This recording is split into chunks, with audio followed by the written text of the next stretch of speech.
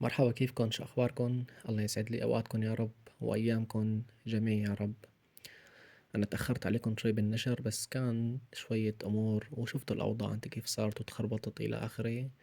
فحاليا إن شاء الله رح نرجع لكم ونساعدكم أول بأول. أول شي حابب إني باركن وهنيكن على النصر وعلى التحرير لشعب سوريا ولسوريا العظيمة. ألف مبروك يا رب للجميع. وإن شاء الله يا رب الأيام الجاي حلوة بإذن رب العالمين، وكل شي للأحسن بإذن واحد أحد. اللهم صل على سيدنا محمد. صلوا على سيدنا محمد. اللهم صل وسلم وبارك على سيدنا محمد. هلا حابب أوضح لكم كم موضوع بخص الجوازات، ما رح طول عليكم كتير، بس لهيك يا ريت تتابعوا معي وتركزوا على الكلام كرمال تستفادوا. أوكي؟ هلا صار في كتير أسئلة وما في إلا أجوبة عندكم، كتير مواضيع مهمة تمام، وحبيت إني أحكي بالفيديو وأشرح لكم كرمال تلاقوا أجوبة لأسئلتكن. تمام.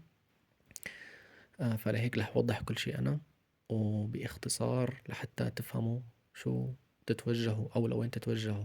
أوكي.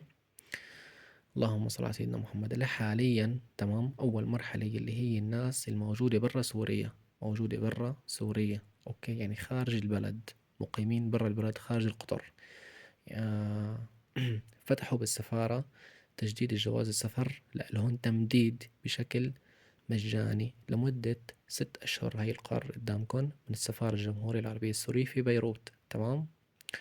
اللهم صل على سيدنا محمد. يعني أنت موجود كمثال ببيروت بلبنان، يعني بتتوجه على السفارة، بتعطيهم جوازك القديم، بيمددوا لك الجواز، بيختموا لك على الجواز ختم تم تمديد الجواز لمدة 6 أشهر، وما بتدفع ولا ليرة، بشكل مجاني. تمام، بكل السفارات طبعا. انت وين مقيم بأي دولة بتتوجه على السفارة وبتعطيهم الجواز القديم، وبيمددوا لك صلاحية الجواز لمدة 6 أشهر، وما بتدفع ولا ليرة. فقط هذا الحكي للناس الموجودة برا سوريا، ها، للناس الموجودة برا سوريا. وما فيكن ما في داعي يعني انه تتوجهوا لعند اي حدا. تمام، انه حد السفارة كذا، لا، لا تخلوا حدا يضحك عليكم. فورا تتوجهوا على السفارة، تفوتوا لجوا، بتعطيهم الجواز ولحالهم بيعرفوا شو يعملوا. اللهم صل على سيدنا محمد. هذا الموضوع تمام للناس الموجودة برا سوريا. اتفقنا، كل شي واضح، وهذا القرار قدامكم مثل ما شايفين منتشر بشكل واضح للناس الموجودة برا سوريا. يعني تمديد لمدة 6 أشهر فقط لا غير، وما بتدفعوا ولا ليرة واحدة. اتفقنا. هذا الكلام للناس الموجودة برا سوريا. للناس الموجودة داخل سوريا، حاليا الهجرة والجوازات صار فيها شوي تأثير، شوية خربطة وإلى آخره، فتضررت كتير الهجرة والجوازات بالشام بالإدارة. اللهم صل على سيدنا محمد. فكتير ناس حاجزة جوازات، حاجزة موعد على المنصة. تمام، حاجزة موعد على المنصة، وفي ناس آه ما قدرت تستلم جوازها، وفي ناس بدها تسترجع المبلغ، ما بدها انه مثلا تكمل. فلح اعطيكم الاجوبة بشكل كتير مباشر وكتير مختصر. اول عملية، الناس اللي حاجزة موعد على المنصة امورك تمام، ما في داعي تخاف وما رح يروح عليك شي. ان شاء الله اول ما ترجع الهجرة والجوازات تتصلح تمام ويرجع كل شي للهجرة، فورا بيرجعوا للعمل. اوكي، وبيسروا امور للناس بشكل مريح واحسن من اول، حتى احسن من اول التعامل وكل شيء. انا ما عندي هملكم، فان شاء الله الامور الجاية بتكون منيحة. يعني اي حدا حرز موعد لا يخاف، بس احتفظ بصورة الموعد الحرز اللي معك اياها انت. تمام، احتفظ فيها، واول ما تفتح الهجرة والجوازات بتتوجه على الهجرة وبتستلم جوازك.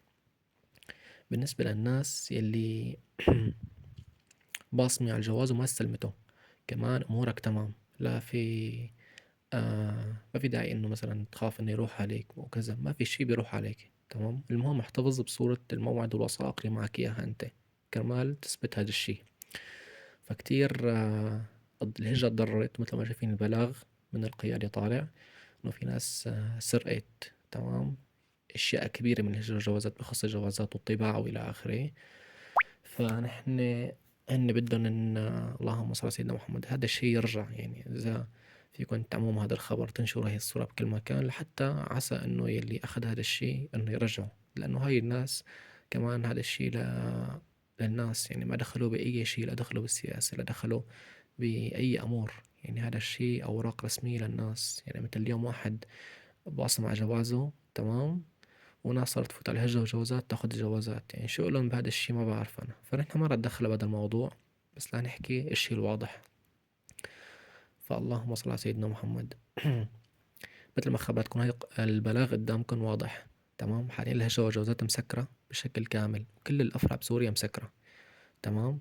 كل الأفرع بسوريا مسكرة، يعني ما فيك حاليا لا تحجز، وما فيك حاليا كمان تستلم لحتى ترجع الأمور نفس أول بإذن رب العالمين. بس ما في داعي حدا يخاف، الأمور كلها تمام، وإن شاء الله إنه بيرجع كل شي نفس أول. اللهم صل على سيدنا محمد. بالنسبة لجواز السفر اللي معك إياه أنت، تمام، فيك تسافر عليه وما رح يتغير أبدا. ممكن مع الأيام بعد سنين يتغير، الله أعلم، بس حاليا فعال وفيك تسافر عليه وما حدا يقلك وينك، تمام. وما في داعي إنه تعمل أي شي. جواز السفر اللي معك إياه أنت القديم فعال وما رح يتغير، يعني على حسب معلوماتي لقدام الله أعلم، بس حاليا ماشي وأموره تمام. وهي 3 مواضيع عن التجديد الجواز السفر الخارجي، والأمور الداخلية بجوازات، وأمور تغيير الجوازات. هاي 3 مواضيع حكيت عنها، وهدول الأسئلة كانوا كتير متكررين وما حدا عم يلاقي لهم أجوبة، فأعطيتكم إياهم باختصار أنا. وما في داعي إنه مثلا حدا يخاف أو يتوتر أو يسأل أو كذا، فالأمور كلها تمام بإذن رب العالمين.